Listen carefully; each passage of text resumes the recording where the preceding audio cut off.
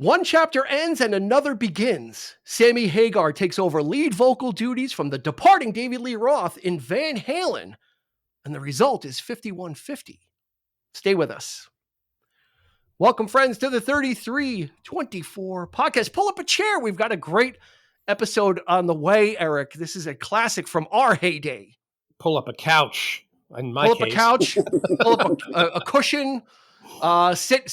Sit cross-legged on the floor, on the rug, whatever makes you comfortable. If you're laying down, had people do that. We've done it. We've done it all. So yeah. However you're joining us, we welcome you. And if it's your first time aboard, thanks for joining us. Thanks for checking us out. There's a whole bunch of other episodes you can check out. Wow, there's so much there. Scroll through. That's half the fun in finding a podcast that you like or a new podcast is to see what the back catalog looks like. And by God, we've got a back catalog that would make Sears jealous. Who's Sears? Sears. Remember Sears catalog? The Sears catalog? I remember Sears. The catalog. Okay. I mean, but the store is on too. Are you saying that joke is aged? Well, since they pretty much are all gone, yeah. I mean, I don't think. Are you saying that joke is as old as the Templar Knight in Indiana Jones and the Last Crusade? Maybe a few years younger. Maybe, yeah. I think there was a Sears catalog when the Templar Knights.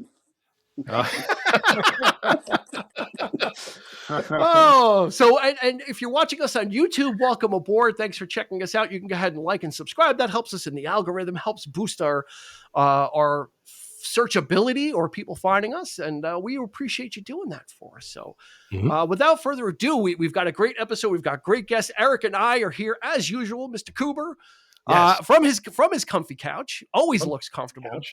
I'm in this very hard IKEA chair. I need to get I keep looking for a chair. I need a desk chair. As long as it's not like going down like the thing. I've been in episodes like that in the beginning when I had my chair. I was like sinking, and then I have to like hit the hydraulics to come back up again, and then it would sink down again. It's like it's time for a new chair. A timer. And we have a couple of guests with us, once again we're mixing it up as Dean is bringing on more and more people. So we have with us Jerry Sullivan. As welcome back, sir. Cheers.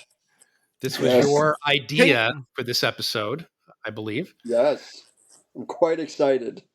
King of the technical difficulties. Jerry, meet Rob. Yes, I was Rob. Hello, Jerry. How you doing, Rob? Nice to meet you. Nice to meet Rob you. DiStefano is back with us. Yes, he is back from his underground studio.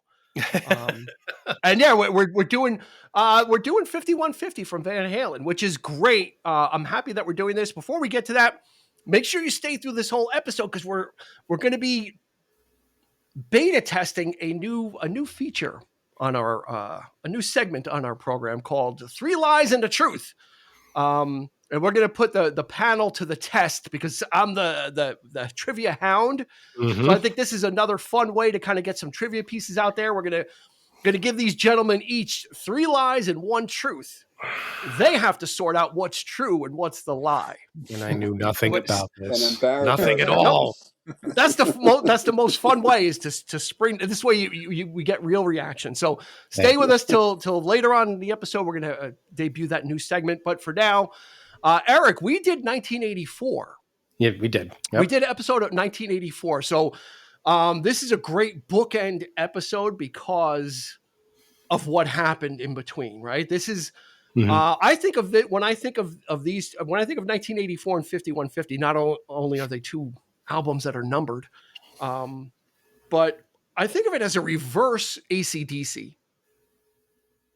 Okay. Right? Because, because when Bon Scott, we did Back in Black and Bon Scott passed away and kind of like, he was kind of on like AC/DC was popular, but they weren't as big as they got after Brian Johnson. Mm-hmm. Right? Like once Back in Black came out, like AC/DC kind of went to a new level, right? Mm-hmm. With Van Halen, 1984, they had hit like the apex, like they were on the verge, like they had broken through, they had become this big band, and then splintered and shattered and kind of, well, what do you do? Like a lot of bands you don't usually lose your lead singer after your biggest thing. Usually the breakup happens, you have a shitty album, or things happen and it deteriorates. You don't lose your lead singer when you had your biggest success. So I was thinking, well, this is kind of like the AC/DC, because they were already on the rise. I'll buy that. Right. And I'm sure there'll be several comments to that effect as we go on. But I could see that. Yeah. So and there'll be a lot to talk about. But for now, let's do the stats, as we like to do here. So this was, or as Eric likes me to say, let's leave you with some statistics. I like the word. Statistical, you gotta say the word. Statistical. Statistical information we're going to give to you quite thoroughly. Actually, it's not a whole lot here, but this was released in March of 1986. So 1984 was released, New Year's Eve of 1983, I believe, right? Or New Year's Eve of 84. It came out in 84. Yeah, it came out in October.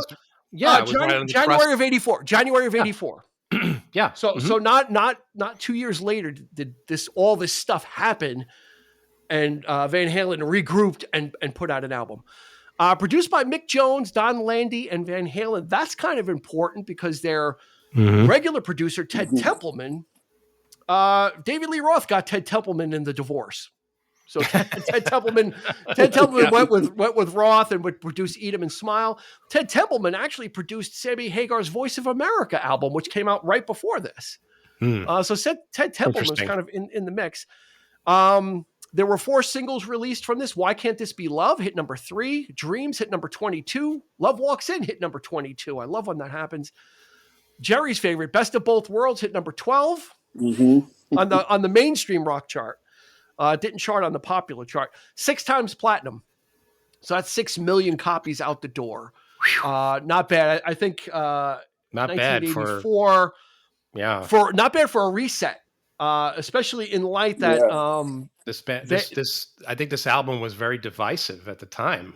So it was very interesting. Yeah. So let's start there. Let's start with Jerry, since this is his baby. This was he sent me a list and there was a lot of weird shit on there. I'm like, I he wanted to do a special effects album from Halloween, and like who listens to that? Just special effects from Halloween, and then human being. Jerry, is that the Disney one? Is that the Disney special effects record, the haunted? Is that what you're talking about? Because I had that. I'm there, man. Yeah. He had Gregorian chants on there. I have a wide range of interests. I'm in a basement, so I have a lot of time to discover weird things about myself. So nestled within his list, very kind of nonchalantly, was 5150. And I'm like, that's it right there. There you go. So Jerry, get us started off with what 5150 means to you. This was actually my intro to Van Halen, if you will. Wow. So I guess I started with Van Hagar. I knew the popular songs like previous, but I wasn't really into music so much by then. So it was probably a little after this album was out for a while. I started getting into my weird. So I was mostly like Iron Maiden, that genre type of music. And then one of my best friends he was an amazing guitarist, so like he loved Eddie Van Halen, and it kind of got me to listen to this, and I was in love. So I've always been Van Hagar, if you will. Okay. I can appreciate David Lee Roth. He was a little too weird for me in his. And if you ever listen to his short-lived radio show that came on after Stern left, you realize he lived in his own little world. But he was a showman, which was always entertaining. But I just the way Hagar meshed with the rest of these guys, it was like just way more fun to me to me they seem way more natural as a Mm. group, the way they would mesh. You know, even like I was big into the what was it, Live Without a Net, Mhm. the concert that came out, and so Van Halen was also the first concert I'd ever been to with my friends, and Oh, we saw wow. them I don't know how many times through my high Lucky. school years and stuff. So I've just always been in love with them. Followed them all the way through OU 812, the Mhm. the FUCK album, all that stuff. Like so this this album, just every song, even though it's very different, you can see where they changed because they went from being very like rock and rollish to a to me like a different sound.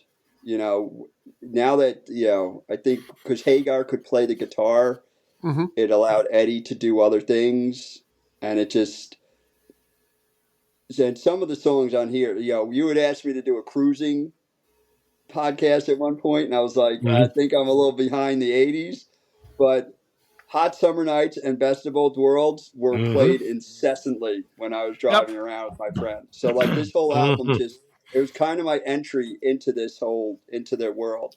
And you can ask my family, I really don't my feelings of like caring about people not in my world. Like when famous people die and people are like, oh my Uh-huh. God, they're gone. I could give a crap. But when Eddie passed, Yep. I genuinely, I See? reached out to my friend who Yeah. I hadn't talked to in like 20 years and was like, man, Eddie's dead. So See, Yeah. now you know how it feels. yeah, so it like these guys have been a part of my life. My family Yeah. makes fun of me for it. And this album obviously was my entry into it. Wow, So awesome. That's there an you awesome go. awesome story. Rob, you know, what were you Diamond Dave before or, Yeah, you know? I was definitely the original Van Halen type of guy. 1984 was like I didn't really get into them with their first few albums. I guess I was too young for that. But 1984 was when I first started really getting into them, and then listening to their back catalogs. So it was kind of weird that I was getting into them right around that transition time. And I mean, I like David Lee Roth. I think the difference is they sort of went from like a party band to like a serious band, sort of. And there's good and bad points, I think, for Mhm. both of those. And I like both, but yeah, I think they get a little more serious with Hagar. Yeah. Yeah, and that And seems to be part of what, you can back way back when there's a lot of there was a lot of speculation about why this split happened, and it turned, it's easy to pin it on Roth and be like, well, the guy's just, just so full of himself and just so out of control. But in retrospect, it looks like Eddie was also kind of getting tired of that from the standpoint of, yeah, we want to make some more serious music, right? Mhm. Right. And Eric Dave is like the good time. Yeah. He's like the court jester of rock and roll, and I don't mean that in a bad way. No. Meaning there's got to be a court jester, and Roth can deliver. Mhm. He You know, was he can balance out Eddie's virtuosity with his showmanship. and that was see that to me was the distinction, and it blended, and the marriage of that was really, what made the band, it gave it the personality that it had, I feel. Because Roth was really interfering with the musicality of Eddie Mhm. Van Halen. He was doing his own thing. Like it's sort of like, I'm thinking of like School of Rock actually came to mind when I was thinking about like how the approach was to this album, of them really getting serious and really starting to write some songs, including, some of the ballads, which is not really their forte in my opinion. But I can understand. I mean, Eddie's doing some, God, he is like, he's stepping up his game on this record. I mean, the stuff he's doing on guitar is just outstanding. I mean, it's just like a lot of the stuff before was a lot of that repetitious, Mhm. kind of shredding and all that thing. But here he's like, there's a staccato, the sort of the playing on on certain songs was just phenomenal. And I feel like, with Sammy Hagar, who's arguably a much better vocalist than Roth, Mm-hmm. he actually has the chops to sing. And as you pointed out, Jerry plays guitar as well, but already an established artist. So for me, the balance, I don't know. At the time, I kind of can understand where some people might have thought it was somewhat kitschy, somewhat Mhm. like, a lot of the bands of the period were like merging together. You had all these prog bands doing this thing, like getting together, trying to make music. It didn't quite work. Some of it did, some of it didn't. And I kind of felt like, Van Hagar is actually a rarely appropriate name for the band, because Sammy Hagar was already an established artist, right? He was Yeah. already, on his own, not huge, but he was doing his own thing. He was on the Right? rise. He was kind of up and coming Yeah. with I Can't Yeah. Drive Yeah. 55. I remember I Right. bought Voice of America because that fucking song was always on MTV. I Can't Drive Yeah. 55. And then I looked at the Voice of America track listing. I'm like, I want to see if I remember any of these songs. And there was a song called Dick in the Dirt. And I'm like, oh my God, I remember the line was Breakfast like, Club. she knocked Dick in the dirt, but it was like that Sammy Hagar double entendre, stuff. And I'm like, oh wow, I remember Dick in the Dirt. But a lot of people at the time, Eric, you make a really good point, is like everybody was kind of like Sammy Hagar. Yeah. Because that's kind of the way it was kind of like Sammy. I remember that. It was kind of like, okay, yeah, Sammy Hagar's great, but Sammy Hagar? But he's very, the thing, his style was very irreverent. Not that, Van Halen wasn't, of course, with David Lee Roth, but I feel like Eddie Van Halen was trying to step up his game. I think he was trying to be, trying to get to that point where he was more of an established musician rather than we're moving past the rock and roll. I want to be known as a serious musician. He built, 5150 is named after the studio that he, was a home studio, so he was already like working on, experimentation and all that kind of thing. And he started doing that on 1984. But with Sammy Hagar and he brings him in, it's like, I can't help but feel like, was it really the right fit? I don't know. I'm kind of torn, Well, that brings up a question. It's a very great rock album of the time. It's just, it's nostalgic. It's great songs, great riffs, but I'm still not sure. Okay, so I had a question for later in the conversation, but what do you need, Eric? It's only been 40 years. I don't know. How many more listens do you need to decide? Because I listened to a browser.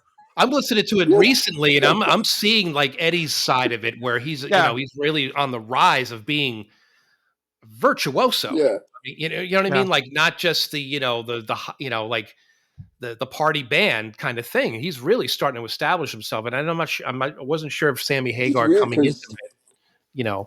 David Lee Roth liked to hang out because then his next pairing was with Steve Vai. Like he really worked well with guitars. I don't know. Well, he tried to recreate Van Halen. I mean, that's what he tried to do with his solo band.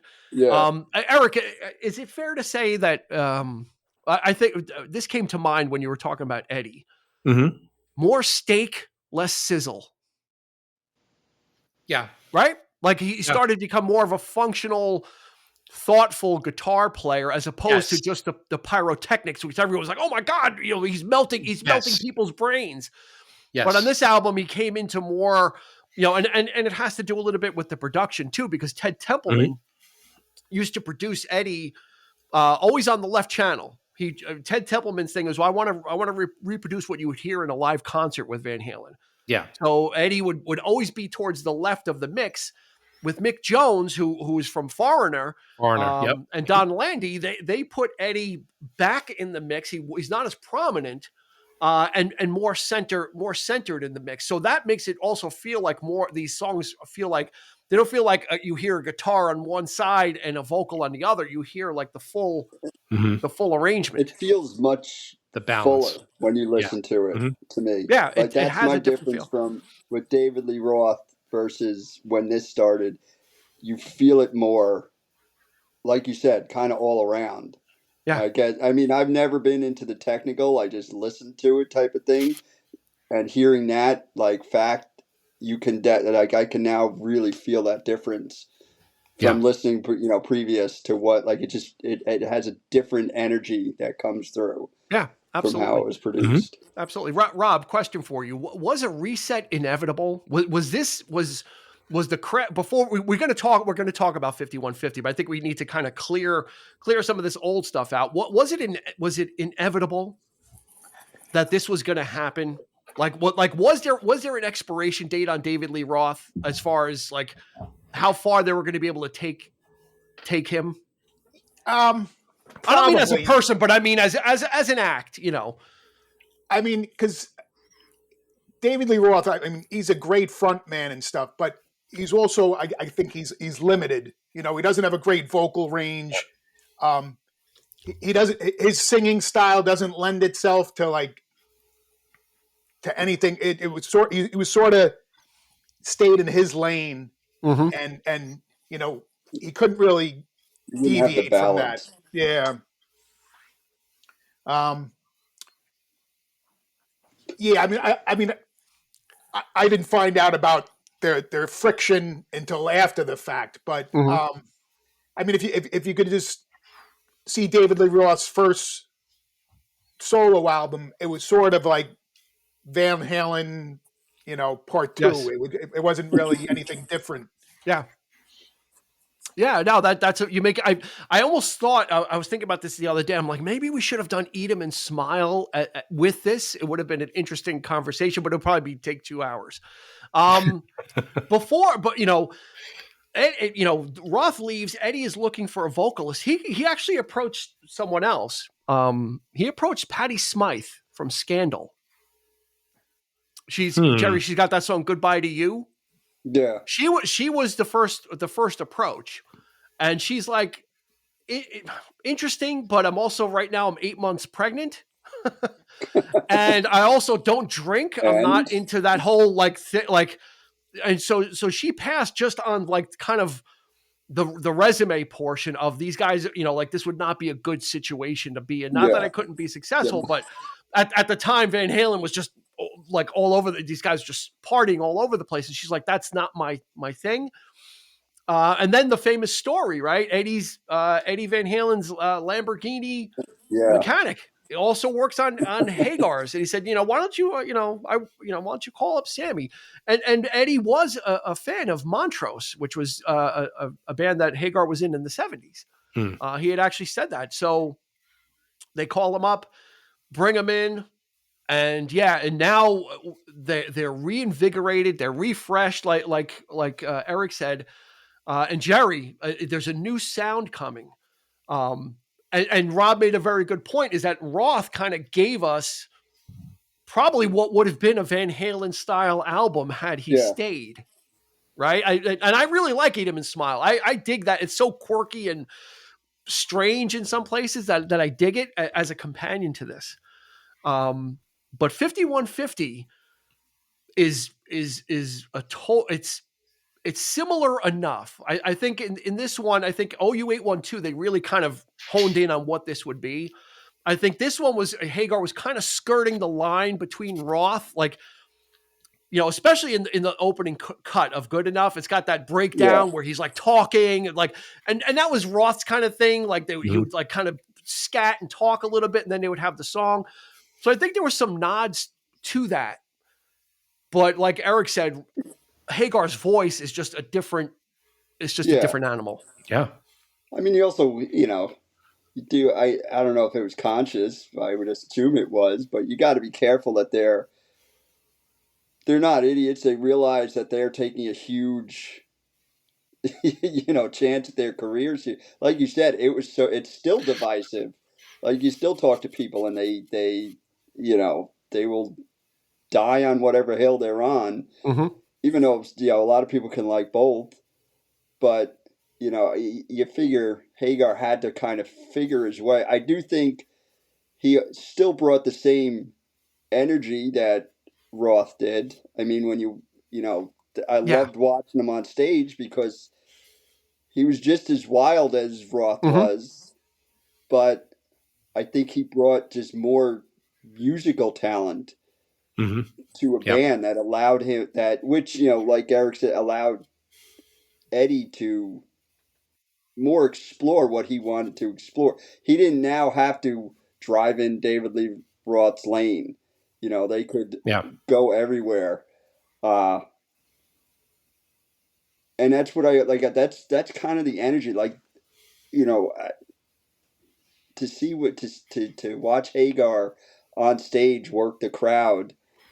Also, Eddie Van Halen always came off as kind of shy, as good as he can. Like, you could always see he felt kind of shy, but the whole band to me kind of enjoyed being up there, Mhm. and I think a lot of that comes from how your lead sing. Because most people, a lot of Van Halen's different because you identify it with Eddie, but a lot of people identify with the lead singer. That's Mhm. your connection to the audience.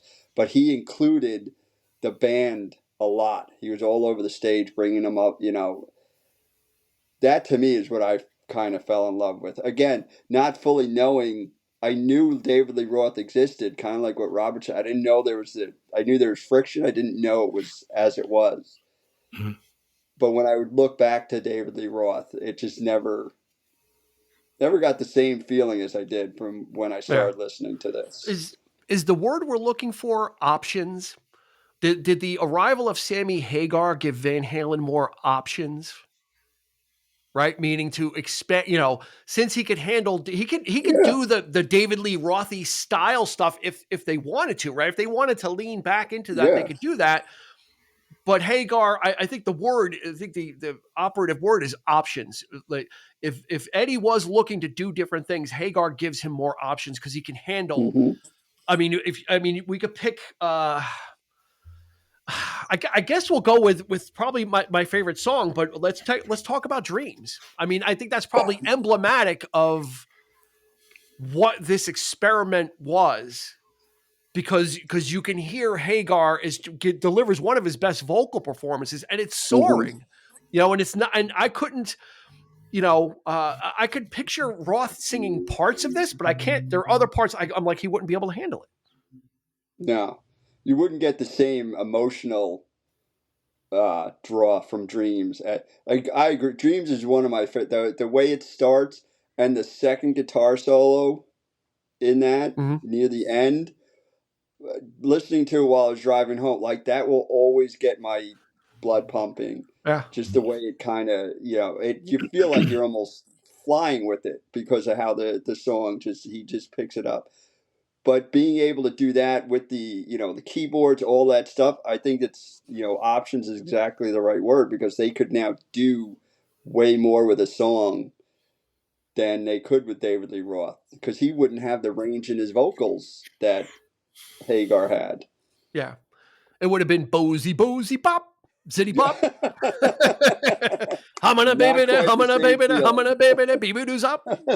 Nothing against that guy. I like, but that's pretty much emblematic of that. Um, Funny enough about this album is they had finished the album and they had 8 songs, and Mick Jones is the foreigner. He's like, guys, you need one more. Like, there's not enough here. We need like one more song.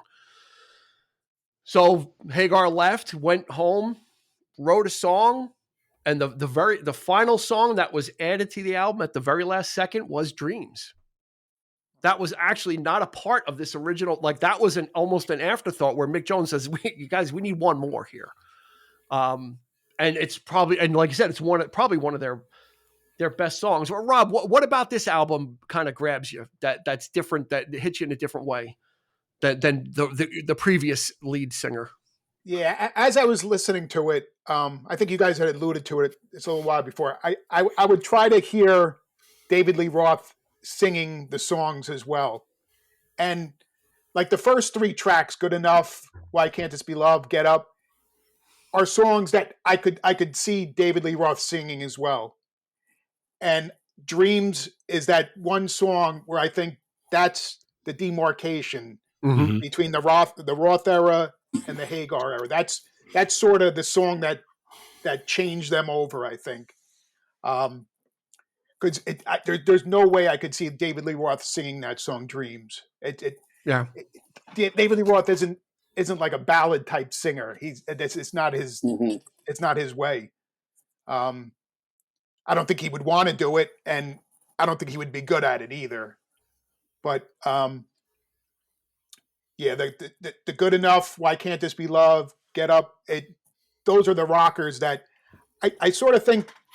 I sort of saw the album as like a mesh between the old to the new, because they Mhm. had some Roth era type songs and then completely new type of songs. Hmm. Yeah, So I good enough is very much like Panama in a lot of ways. Yeah. It sounds like Panama, and I felt the same way. It's like the first like once you get to Dreams, I think that's Eric. Is that a fair like I think that's Rob's right. Like Dreams is when the album like really kicks in. Not that the first three songs aren't good, but they're kind of like the older style Van with the even from Yeah. Alex, like that, that double Yeah. bass that's just like in everywhere. And then once they get to Dreams, from there on, I think I think they get into a different groove.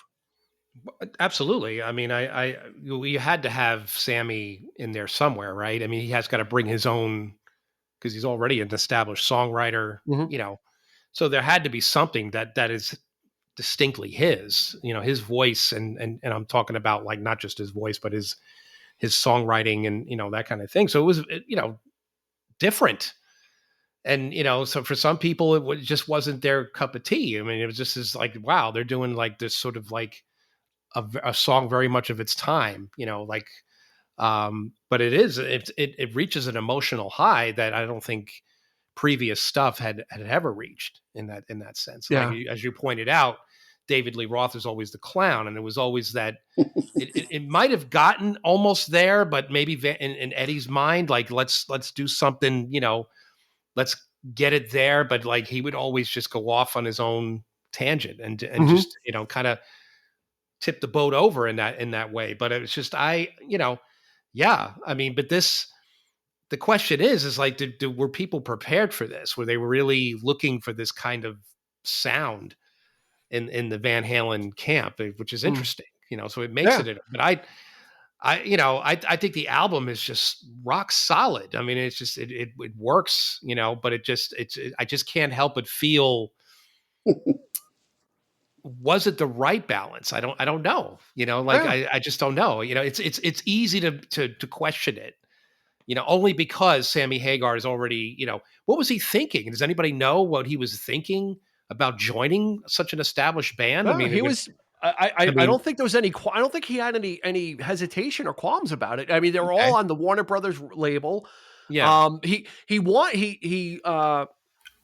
owed Warner Brothers one more album. So in order, and so he wanted to go to Van Halen, and Warner Brothers said, "Well, you got to give us one more album." So he did put out a solo album in '87 Yeah. to fulfill that Hmm. contract, so he could continue with Van Halen. So it didn't seem like there was anything that was going to stop him. I think I was very skeptical about this until the album came out. I remember when I listened to the I album, I'm like, remember. Yep. yeah, I'm like, okay. I was with you when I you bought it. Yeah, Yeah. and I didn't. I was because I kind of liked Was Sammy there a Hagar, but he was question just of you buying it? there was no question of me Like, were you buying it. debating of buying it or not? No, I was debating what I remember when it happened. And I remember saying to myself when it happened, I'm like, Roth is gonna. I said, much like Aerosmith, Roth is gonna rejoin. Like when Steve Mhm. Tyler left Aerosmith, and like I was like, and he came back. I was like, Roth will be back in Van Halen at some point. And in the '90s, I was proven right that he did go back. But up until the time the album came out, I wasn't down. I was just like kind of like it was at the time. Again, you got to go back to that mindset. Sammy Hagar was a strange choice, Yeah. because he was already an established act. He Hmm. was already kind of Yeah. like, I can't drive 55, and he had his whole thing that he was like kind of working up. He used to wear this yellow jumpsuit with the red stripe. Yeah. Like he had his own gig and thing that he was doing. And it's like, well, why is he joining like Van Halen? It doesn't make sense. And then Yeah. when 5150 came out, I bought it and I put it on. I'm like, oh, okay. Like, Why? And that's the question. Like, why would you want to join? Because if you're already doing your own thing, like, what's he feeling at this point? Does he want to do this? Is yeah. it, I was it, think I think he felt. I saw an interview recently, and he's like, "Yeah, this was like a prestigious. Like he felt honored Okay. that he was Yeah. being asked. Like he Like, felt like, wow, like, okay. And again, it was a strange thing because this band was so huge. yeah. Again, it wasn't like when these bands are on the back end of it and people start leaving and they start like bringing in singers and they bring in new Gary guitar. Like, Sharon. yeah, exactly. or even, well, I'll go one more obscure. Mitch Malloy, who after Gary, actually before Gary Sharon, or Yes, was it after Gary Sharon? I think They it was hired after. they hired this guy Mitch Malloy. He co-wrote one song and never ended. It never. He's like, this doesn't feel right. It seems like these guys have issues. It seems like they Mhm. want Dave. Like it doesn't, you know. And Mitch Malloy was supposed to be like this powerhouse vocalist, and Mitch Malloy's like, you know what? Yes, thanks, but no thanks. He goes, I don't think this is going to be the right thing for me. So, but yeah, but at the time in '84. Hot for Teacher, Panama, Jump. These songs were on Mm. MTV incessantly. David Lee Roth was always on MTV doing little clips and making little Yeah. things and doing contests. And like you couldn't have had a bigger band at their apex for something as disastrous as this to happen. Like I said, this happens in Yeah. bands that are kind of like, right? Like either they're on their way up and they haven't hit the big time yet, and that Yeah, change or like they're on their way like down. AC/DC, like the AC/DC's paying their dues, and they've got some good stuff, Dirty Deeds, and you know they're there. But then Brian Johnson brings them to like the next level. Yeah. Van Halen had hit the next level with Roth, and then just like gets a rug pull, and I it's like, just, okay, what do we do? Sammy I just, Hagar. At the time, I was like, that equation doesn't compute, right? Anybody I jump just, in? I equate. I mean, I just give the credit to Eddie because I think he Yeah. just wanted to just forge ahead, and I just like now's the time to get. We did the party thing. Great success. What's next? Let's do something much like like Fleetwood Mac with Rumors, right? It was the big party, right? And then after that, let's do something different. Let's go. You Mhm. know, let's start to establish ourselves as not as a necessarily a I wouldn't say a joke band, but like let's really dig in and like let's do something solid. Mhm. And I feel like that this album it delivers on that front. I mean, they're Yeah. writing like great songs as opposed to like the sort of like the jokes and the Roth doing his vocal things and talking and all this like all this kind of stuff. And now they're establishing themselves as we're songwriters. And I don't know who wrote what specifically on the record. It's credited all of them Yeah, wrote they all got everything. credit. Yeah. Mhm. Yeah, so I don't know, but you could kind of tell. I think that obviously with Dreams and but yeah, I just think that I give all the credit to him because I just Mhm. think he was ready to move something to move it forward and to establish. I mean, they're getting older at this point. Let's do something equally as great, but musically more challenging. I feel, Yeah. or and let people let their heads spin a little bit. I think they probably enjoyed that. The fact that fans were like, what, so let's surprise them. Let's do something. If an artist can do that, then I'm in. If Yeah. they continue to do the same thing over and over and over again, then it starts to get stale, and then they Mhm. just okay, there's no where. AC/DC's done it for 50 years. Well, I mean, They're Yeah. probably the exception to the rule. Like if there's an exception, it's AC/DC. yeah, but it's like, but you fall too comfortable in that routine. You got, Yeah. sometimes you got to break out. You got to establish yourself musically as a tour de force. And if everybody thinks that Eddie Van Halen thinks he's such a guitar virtuoso, this is the album for me that really kind of said that. And for everything going forward from this record, the production, like it's more balanced and you hear a lot more of him. He's doing things that I'd never heard him do before. He might have done it, but maybe it was lost in the mix, Mhm. right? Because it's that polished sound, always always had that certain sound to it. But here it's like you could really hear every note, everything he's doing and it's just I can't say enough about his playing on this record. I think it's probably my favorite Yeah. of A him, lot of good like little licks in Yeah. between oh stuff. man, yeah, I That's think this is a good point for us to now start talking about the album. I think we'll put the Roth to rest, except for one thing I have to say to Rob. I don't feel tardy. But we'll put Roth to rest now. I think we need to talk about let's start to talk about this album. So let me kick it over to Jerry because he was gonna go for it. Jerry, I'm talking. I was yeah, gonna you were. I cut you off. Yeah, I was, going with what Eric was saying about Eddie.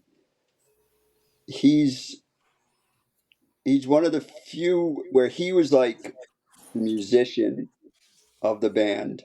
When like you have Angus Young, if we're going to talk about AC/DC, he's a Mhm. great guitarist, but I don't think people put him like musically on the same level as Eddie as far as being able to do so many different things. One of my favorites is Iron Maiden, which they went through a singer change in the beginning. Bruce Dickinson, I think, took them to a different level. They had partway through, they always had two guitarists, one left, so they replaced him. That guy wanted to come back, so then they have three guitarists. So their songs are like 20 minutes long. But even with them, you have three well-known guitarists, but they're not known like Eddie Van Halen. Always, people talking. They always talk of him as the musician, not the lead guitarist. He's the musician, Yeah. and this is kind of Good where, point. like you said, it grows, and you can kind of see he just loves making the music. I do think having the other side of the scale of Michael Anthony was insane. He loved to party, so they still had that kind of, they can still connect with that on their Mm-hmm. fans, being a little wild type. But I agree with you, this is where Eddie was now finally able to be the musician that he knew he was, that he could bring to people. And I think it all meshed well. People liked how it continued, because it didn't become weird. David Lee Roth, one last part, going with Steve Vai's a different, like, he's a guitarist. It's weird when he tries to be in bands. I've loved him and all his work. But That's a great some of quote. his, It's weird when he tries to be in bands. No, he's but it is, absolutely like, on point with that. That absolutely, yeah. it's He's just him the also, biggest. Yeah, him, Satriani, that type. They're guitarists. yeah. They'll have backing bands, but when they yeah, try and be in a band, it just comes off odd. Even though I I like some of their work, but yeah. it's just a different thing. Eddie ironically Van enough, Halen meshed with the band. ironically enough, Joe Satriani is in Chickenfoot with Sammy Hagar and Michael Anthony. And Chad Smith from Red Hot Chili Peppers. Right. They're in Chickenfoot. So go figure. But Well, he's older. He's changing. Okay, there you go. And he's bald. Here's one of the things that when the song Jump came out, everybody was like kind of getting on top of Van Halen for using the synthesizer. Yeah. And what I noticed in 5150 is the synthesizer is there, but Eddie started to do something very interesting with it. If you listen to Love Walks In or Dreams, those are both synthesizer heavy songs, but what Eddie does with Love Walks In, he doubles the synthesizer with an electric piano. So he actually creates a different sound. He's got the synth, that 80s synth, but with a piano underneath it. And then with Dreams, he does the same thing. He does a lot of synthesizer work, but he doubles it with an acoustic guitar underneath. That you hear both sounds. You hear the acoustic guitar underneath the synthesizer, kind of defining the sounds, and then the electric piano doubling the synth on Love Walks In, creating new textures, kind of trying to elevate that 80s like synthy sound by actually making it into an arrangement, Rob, layering in different things, right? That's I think the sophistication that we started to see from the quote unquote new Van Halen. Right. Yeah. Like they had used synthesizers and keyboards even back to Women and Children first, but I think they played them through a guitar amp. So so the synthesizers back then sounded like guitars. Yeah. And on this album from 1984 into this album, especially this one, the synthesizers sounded like synthesizers. Yeah. You had that feeling that you were hearing it. It wasn't like in the background or something. Hmm. It was up Yeah. front. Yeah, Some people may but actually make it gave it a different. Like I said though, like pairing the synthesizer with other instruments gave it a different sound though too. Hmm. it's a little off-putting to fans who are so used to the guitar and guitar effects, but I heard some comments even seem people seeing comparing it to like it's too proggy.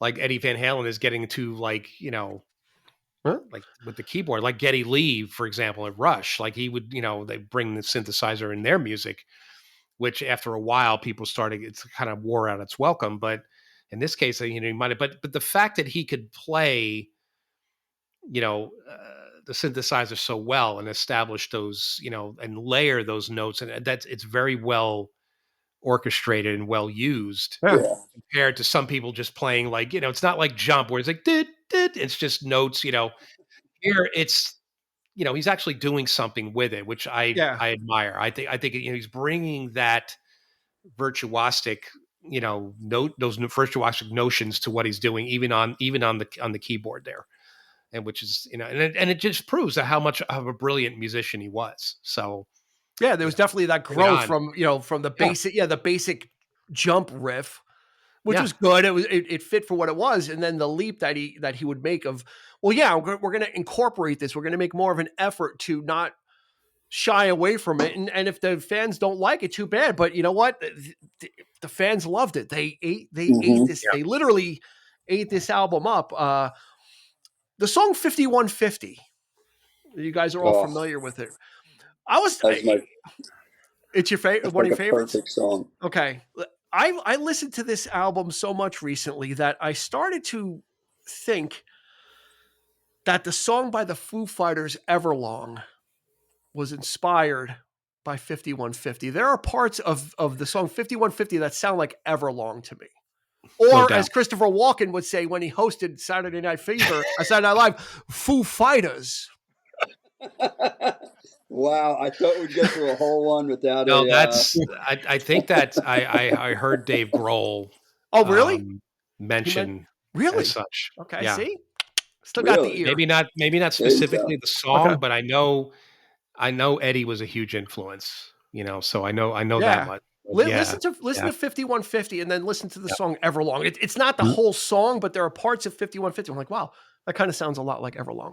mhm. Um, I hear what? some of Drop Dead Legs in 5150 too. Yeah, So part of the guitar it's very similar. yeah. Yeah. There's some there's. I mean, until Eddie totally sheds that whole thing. He's got some tricks that he always goes to. He may do it in different keys and Hmm. different styles, but there's always, and that's what makes his style so recognizable, is that there are things that he does that kind of like peg him. A lot on this album is just a lot of fills. Like besides the Yeah. solos, there's just a lot of just phrases that he's kind of pulling off in between lyrics and in between kind of choruses and in between Yeah. so where Sammy's singing, there's just be these different licks, which again, that's the steak and not the sizzle, right? That's Yep. him. Yep. That's him thinking as a, Yep. as a musician and a guitarist of what can I add. We'll get to the flash later, and I'll do all that kind of stuff later. But what can we do and like I said, to build this song? Let's put a keyboard. Let me then double it with an acoustic guitar. Now let me put Mhm. some phrases in here too, right?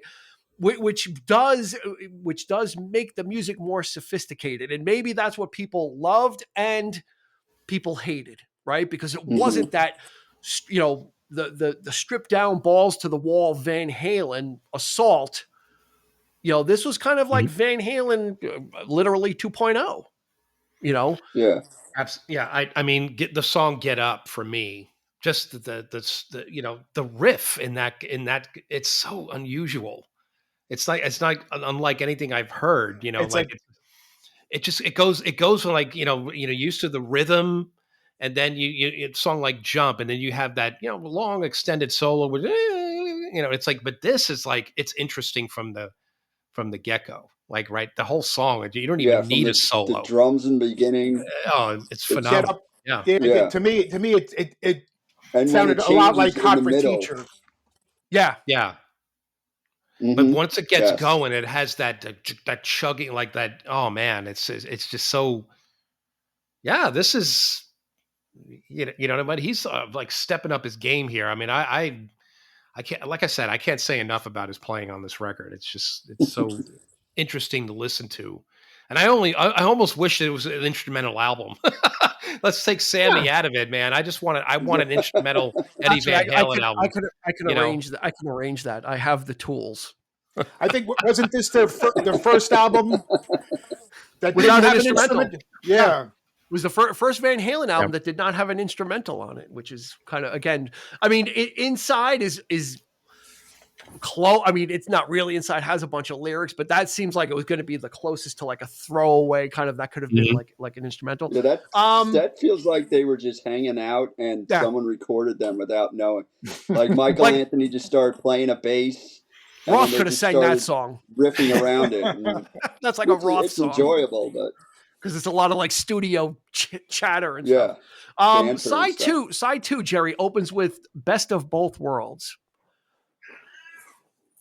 What are your feelings about that song? Oh, like I said, that was one of our cruising songs. The opening guitar riff, and whenever I hear that song,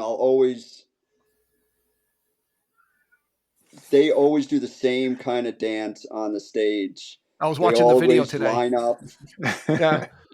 They do that every time I saw them. They always line up and they march across the stage. And then when the song explodes, they go their separate ways and then they come back. And a lot of times that song was paired with, they love to go into Cabo Wabo later on with it. Mhm. Like they like to mix it up, make that a medley. But just those first few chords, when that comes out, to me, it just brings me back to sitting with my stupid friends in someone's basement or driving around in a car. Yeah. Because that was like one of our cruising songs, and it will always get that emotion out of me. That's definitely up there as one of my favorite Add songs. it to the playlist, Dean. You know what? It didn't hurt that this album came out in March, which perfectly set it up to be like a summer album. Yeah. Like that Mhm. and that's what this, like, that's everything And then that you this have Hot album Summer needed. Nights. I mean, what more could you ask Yeah. for? Yeah, Summer Nights, Best of Both Worlds, Love Walks In. I mean, this is the perfect summer album to be listening to on a beautiful, and I remember many times listening to that whole summer. I was devouring this cassette. I had it on cassette. I was just Mhm. devouring this cassette. Just absolutely. Actually, I have the Something about vinyl. buying a cassette. I should have brought the album out. Jerry would have loved to see the vinyl with the Caldor sticker on it. I love that stuff. Yes.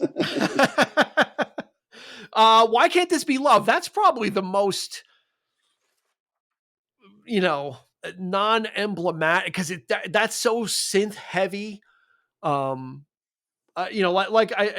think Rob made a really good point. Like the first three songs are almost kind of like old like we're gonna, here's some old business we're gonna clean up, and kind of here's some throwbacky stuff, and then we're gonna kind of move forward from there. I think the thing that surprised me about this album, maybe the revelation, is how well Hagar could sing. Like, I think that we need to we've talked a lot about Eddie, but I think we need to give Sammy Hagar a lot of credit, because he had an unenviable job. He almost had he was almost in a no-win position. It was like kind of like the deck was stacked against him. Mm.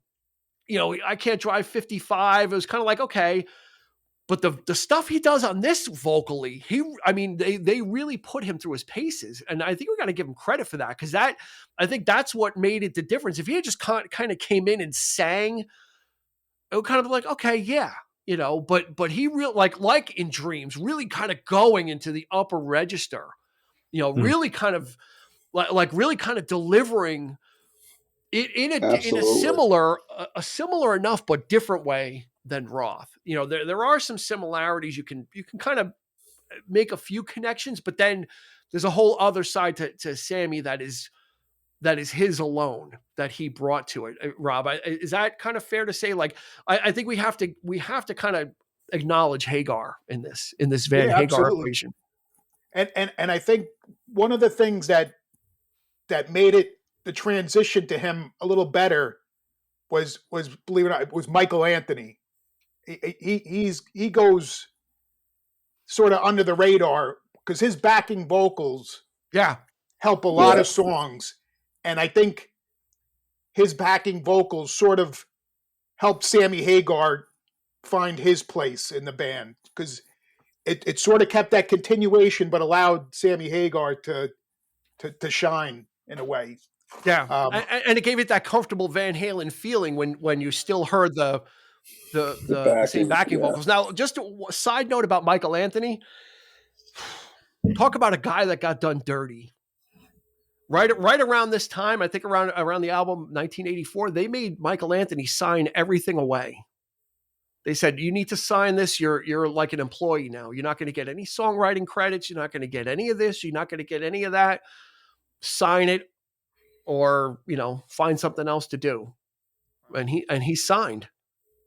And he signed. Wow. And when Hagar left and was going to come back the second time, they were not asking Michael Anthony, and Hagar says, if you don't ask Michael Anthony, I'm not coming back. Like, what are you doing? Like, if they just did him dirty. He was there from the beginning, and he's part of the band. It's like, oh, it's like you're getting demoted now. It's like you're now you're a cashier. You're not a manager anymore.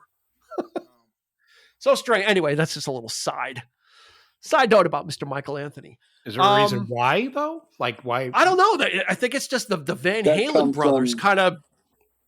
I don't know if it was their substance abuse issues, ego. I mean, there's a whole other side to the Van Halen story with Eddie and Alex about how they interact with people, or how they choose to interact with people, or some people might call it revisionist history from their angle of how things went down. Like with Sammy leaving. I mean, all these, it seems like all these relationships have an expiration date with these guys. Like something happens, then all of a sudden they think they had a longing for like, oh, it would be great to get Dave back in. And then they bring him in and say, forget it. They record 2 songs and they're like, oh, we remember what it was like. And then they get nostalgic. It would be nice to get Sammy back in. We stopped this. Yeah. And so then then they get nostalgic for Sammy, and then they patch it up with Sammy. Then he leaves, and then they get nostalgic for Dave and bring him back again. So the Van Halen brothers were problematic in that, and I don't know if it's more personality or it was more of the struggles that Eddie. Eddie had a lot of stuff that he was going through.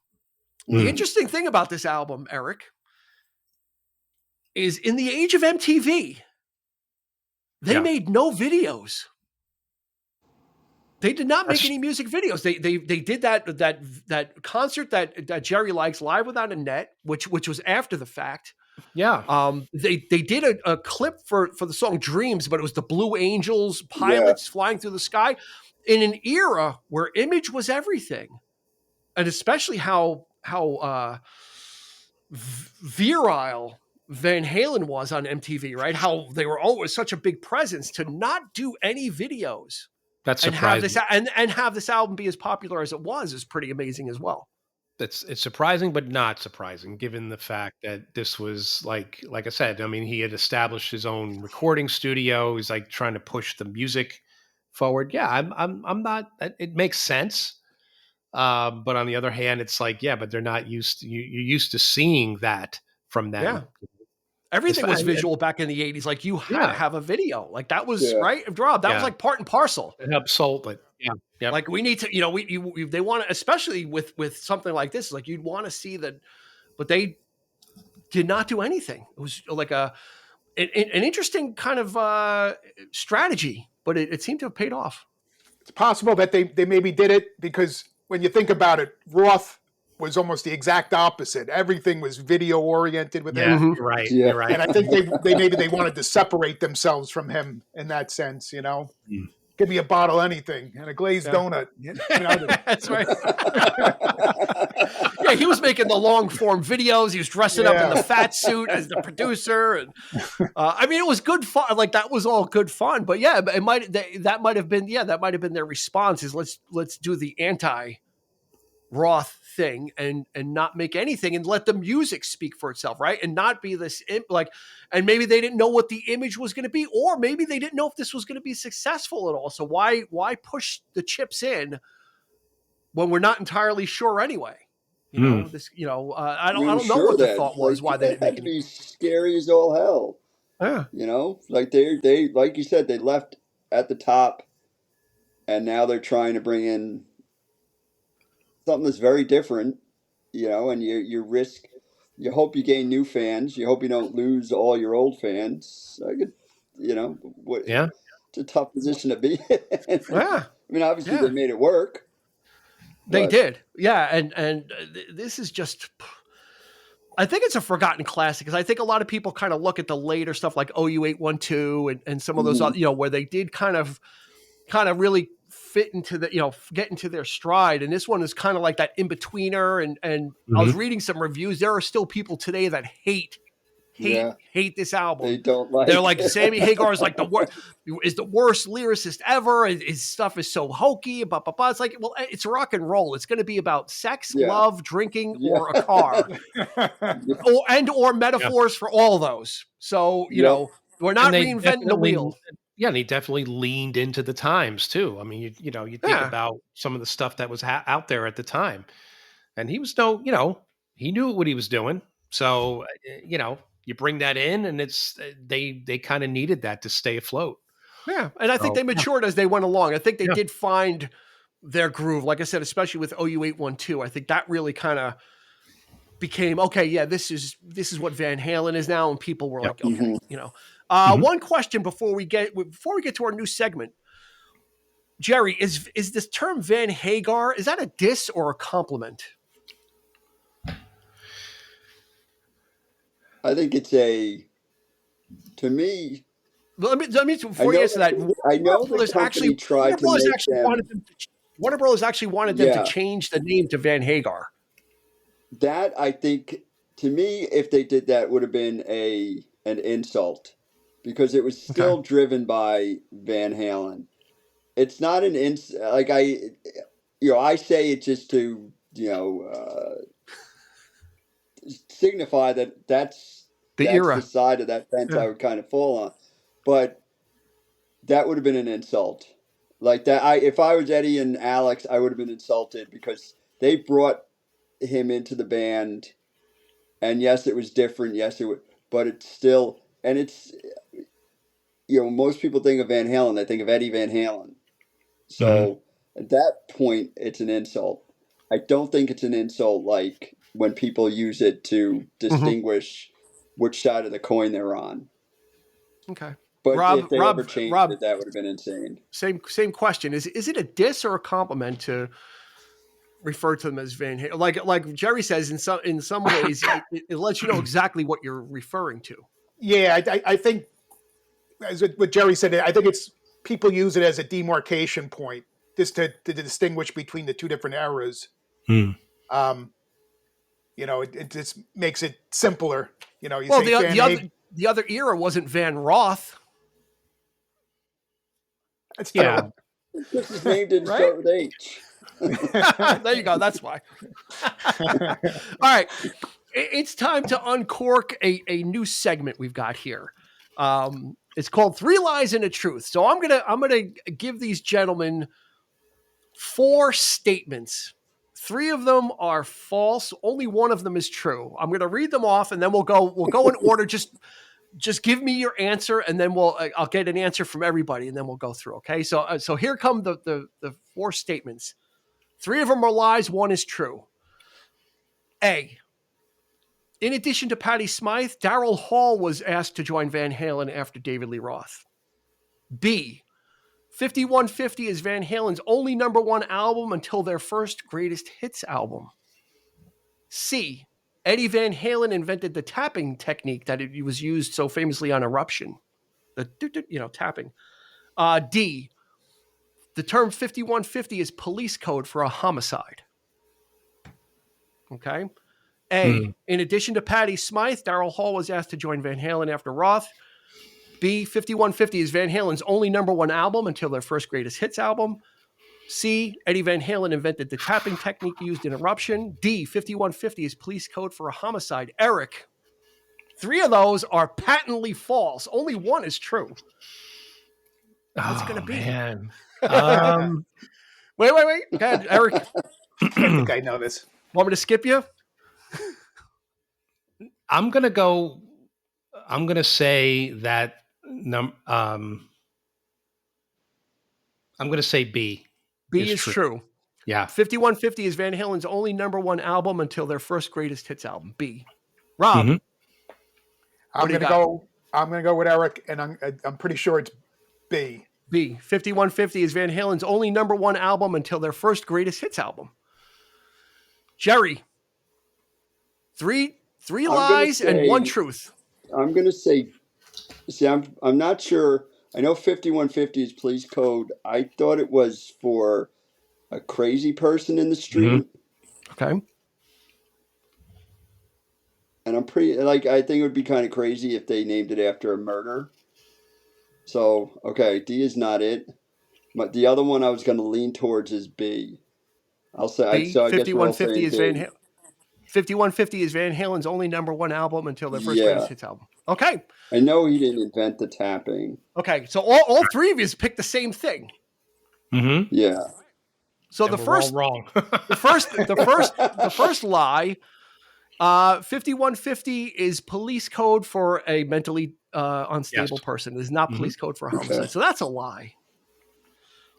Eddie Van Halen did not invent the tapping technique used in Eruption. Actually, Steve Hackett from Genesis invented the tapping technique. I knew that.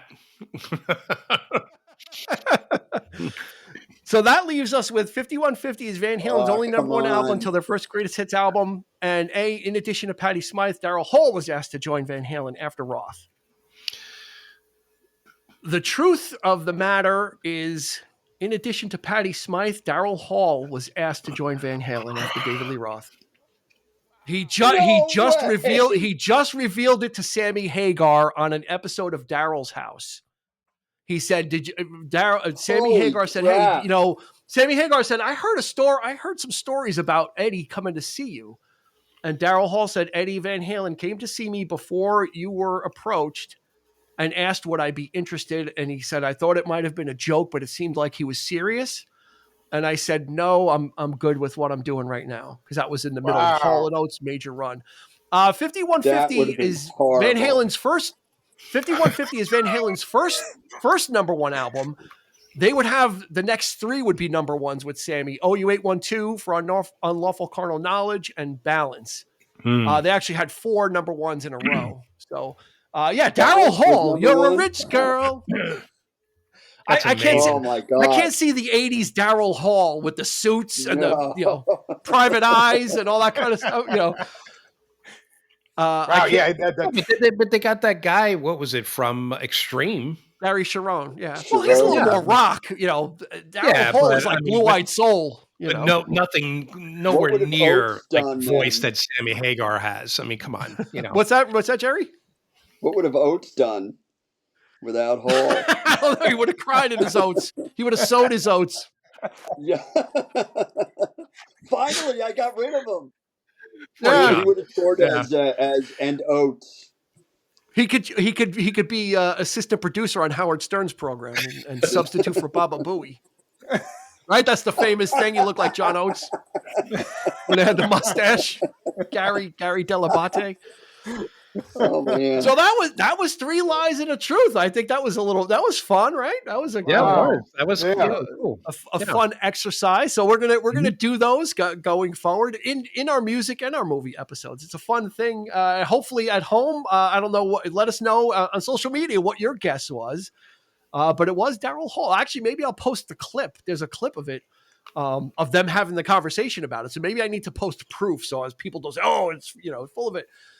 There's actually a clip. I'll put it on our Facebook page too of them sitting face to face and Daryl Hall saying, yeah, Eddie Eddie asked me. So as we wind this up, I know we talked about some of our faves, but let's go through some favorite tracks. We'll save Jerry for last. So Rob, what do you got from Van Hagar that you like?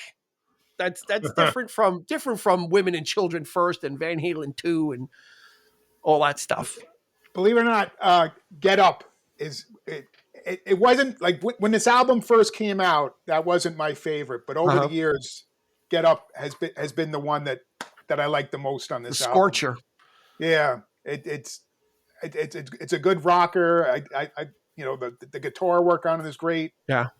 I love the keyboards and the synthesizers, but the guitar rocker ones are my favorites.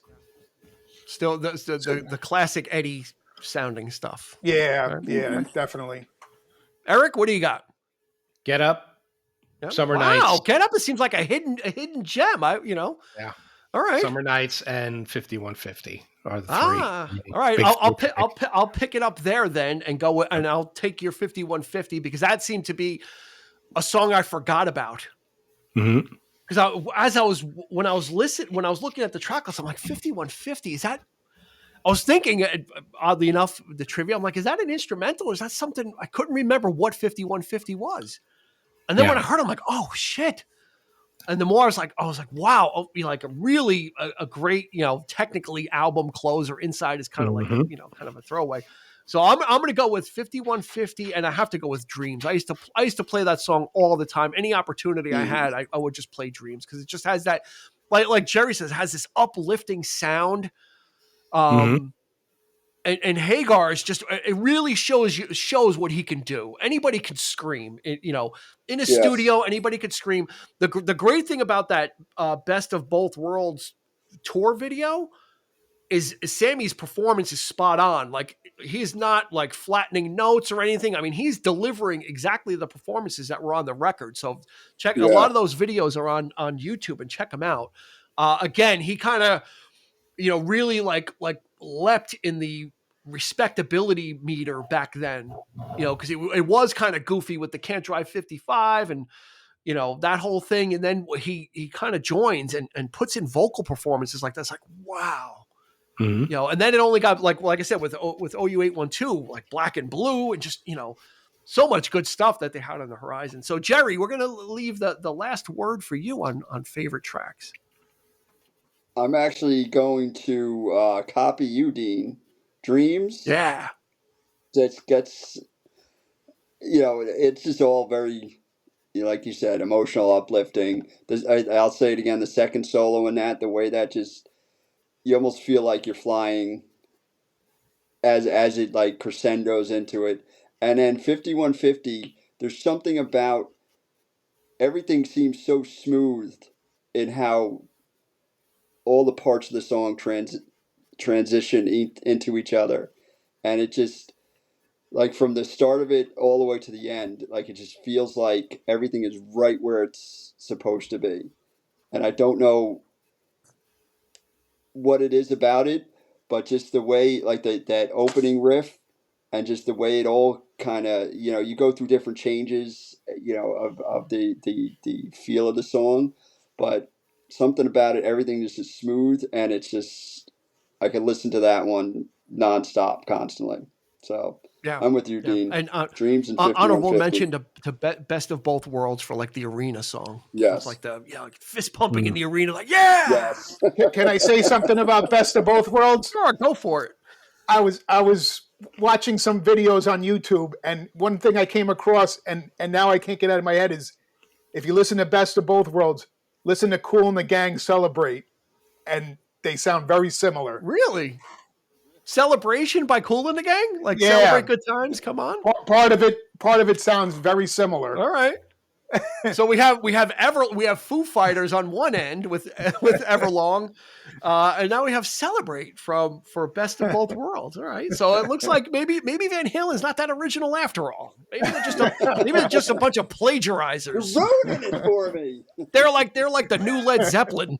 Thieves, damn thieves, copping licks.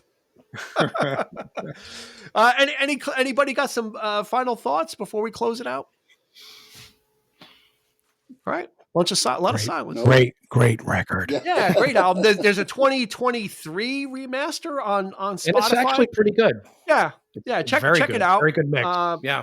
Really nice. This is just a really great sounding album as well. That's the beauty of this is it's nice to listen to, and that kind of maybe made the transition a little bit better too. There was nothing strange or weird about the album. Yeah. They didn't, they were going for a certain sound, and I think they achieved it. Like I said, it kind of opened up the door, and it was almost like this was like a proof of concept album. It's like, okay, here's a new vocalist. We want to try some different things. Here's what it's going to be like, and people ate it up, and then they just leaned into it. Right? They just said, okay, we got the buy-in. Now let's really see what we can do. And then you got stuff like Pound Cake and all the. They never stop with the innuendo. I mean, these guys are like 40 something. Still, for a lawful carnal knowledge, it's like, okay, I know what the initials are. Okay. Oh, you ate one too? Brilliant. Yeah, okay. Now, you ate one too was supposedly a response to David Lee Roth's Eat 'em and Smile title.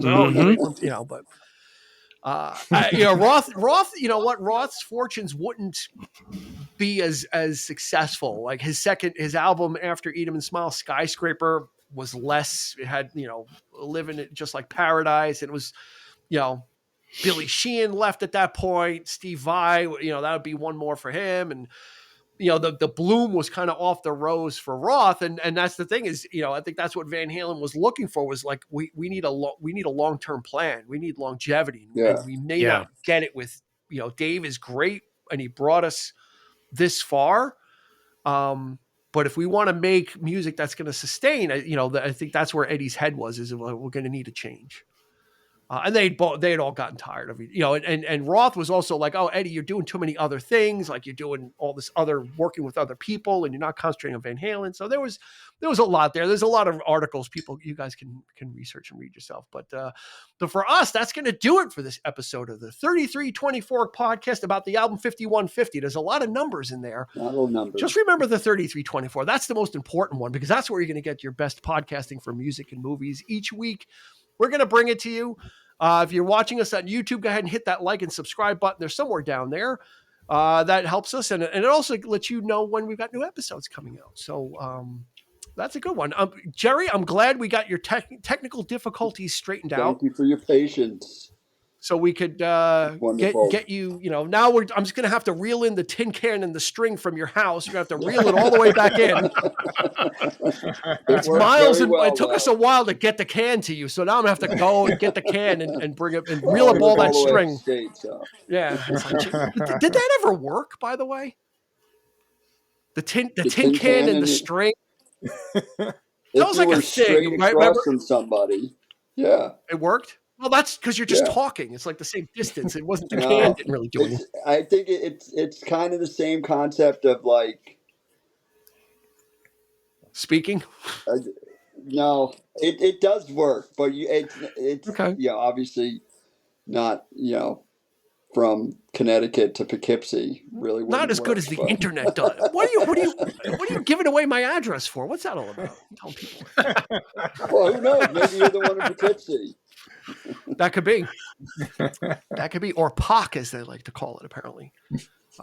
Anyway, that's going to do it. Jerry, thank you so much for not only suggesting this album, and it was a great kind of listen for me, and so I'm so glad you kind of picked it. It really kind of brought up a lot of memories for me, which is what the great thing about music is. If you were there when it came out, you've got those circuits and that circuitry connected to it. And this was such a vivid memory for me. So thank you, Jerry, for that. I really appreciate you selecting it. So thank you very much. Thank you. It was awesome. Rob, thanks so much for joining us on this episode. You got your little Van Halen nod on your T-shirt there. Yeah. He's up right there. He's on the neck somewhere. And what is that shirt like? That shirt's like the best guitar players. Is that what it gives all their? It's made out of all their names. Oh. Okay, so here's okay. I don't want this to be embarrassing for you, but is if Lindsey Buckingham is not on that shirt, I'm afraid you're not going to be able to wear that shirt anymore on He this is show. on it. He is on you're it. that. Yeah. Okay, take a snapshot of his name on that shirt and send it to me. Just as I just need proof. Sure. I can't see it. And then that shirt's allowed back on. It's allowed back. You can certainly wear it again. Wear it anytime you want. But thank you, Rob, as well for joining us. And of course, Eric and I. He's going to be glued to that comfy couch. I'm going to be in this tough, hard plastic IKEA seat. But we're doing it for you. We're going to be here next week, each and every week, giving you what we think is the best in music and movie podcasting. And we appreciate you joining us. Check us out on social media, won't you? We're on Facebook. We've got a great group of people over there. We're also on Instagram. You can kind of check out the same content there. And for Jerry, for Robert, and for Eric, this has been Dean asking you not to be kind and rewind. No, that's our movie jargon. We're going to catch you on the flip side.